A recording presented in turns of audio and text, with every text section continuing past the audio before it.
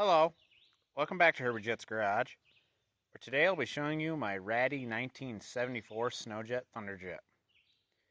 So a little backstory about me. My family's been collecting Sno Jets since 1967.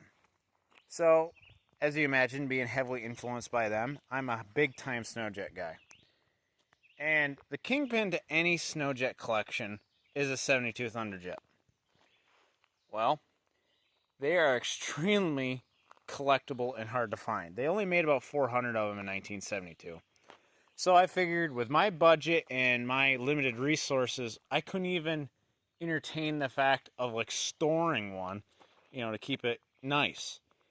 But being heavily influenced by roadkill and YouTubers like Too Cheap to Smoke, I figured, you know what, if I ever got a chance to have a ratty Thunder Jet, I would take it. Well, it presented itself at the 2025 Northeastern Whiteout. I found this bare rolling chassis to a 1974 Sno Jet Thunder Jet. Right here's the tag to prove it's a 74.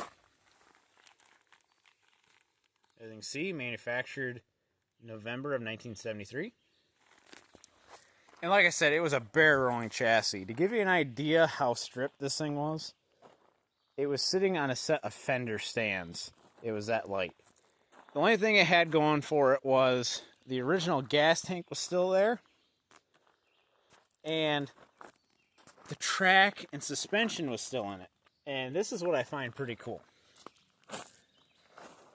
Apparently, when this thing was oval racing, the track slid over and tore up the original side of the tunnel.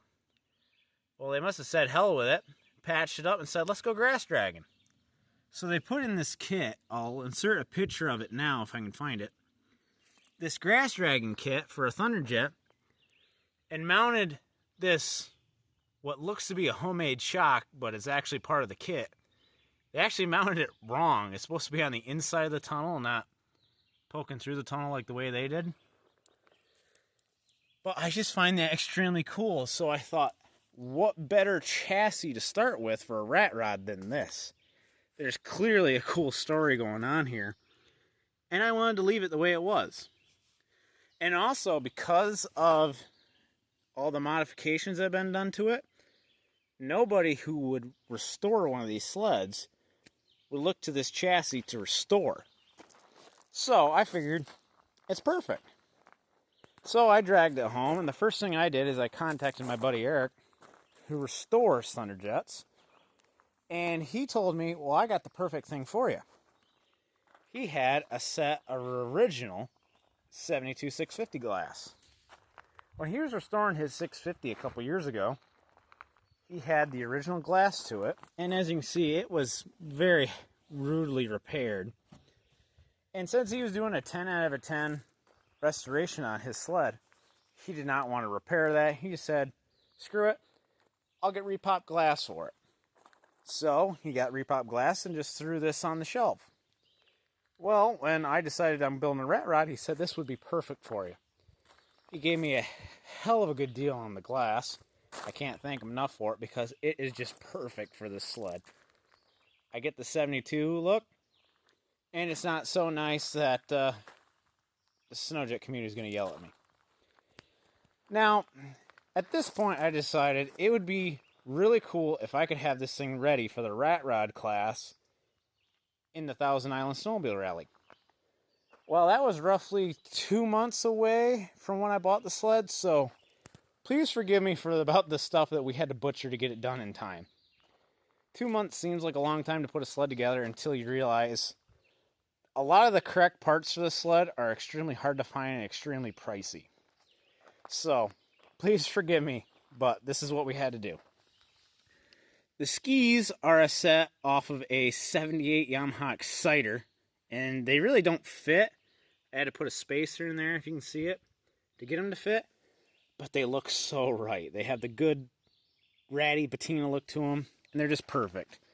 I do have a set of aluminum skis off of a SRX, I believe, that are for this sled when I eventually take a grass dragging at some point, so for now, they look good, they look the part, and I love them. The engine is where a lot of butchery happened. I do not have the budget or, again, the storage capability to keep a perfect engine for the sled. So I looked at my options.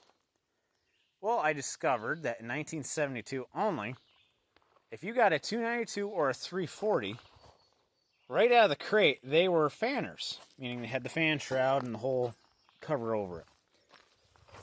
And you had to convert them to the free air using the GYT kit. Well, looking at pictures online, as well as my buddy Eric's original 72 340, I decided I wanted to clone that. So, I didn't have a 340, but I did have a 440 sitting around.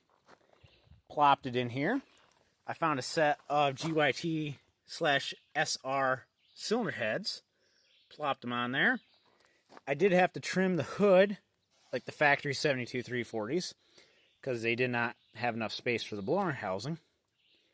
And I think it looks pretty good. It's good enough for at least display purposes for now. And again, when I take this thing grass dragging, I'll actually build a more correct engine for this thing to go grass dragging. But for display purposes and rat rod classes, it's perfect. The gas tank, like I said, when I bought it, it did have the original gas tank, but they are extremely hard to find in good shape and worth a lot of money. Since this one was good in shape, I took it off, put it in storage, and I threw on this Chaparral gas tank that I got a couple years ago for like $5 at a show. The seat is a seat I got off of a sled I got for free. It was like a ski roll. And the seat is so rotted underneath, I literally just twisted it off and threw it on here with the bungee cord. Again, good enough for shows. Eventually, I'd like to replace that with a reproduction seat. But yeah, I love the way it looks. I love the way it turned out.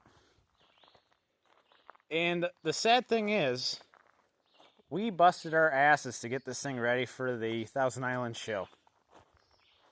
And guess what place we came in? Second. We lost to a Montgomery Ward, of all things. Caribous? Yeah, we lost to a goddamn caribou, of all things. But that's the way she goes. I thank you guys for watching, and have a good one.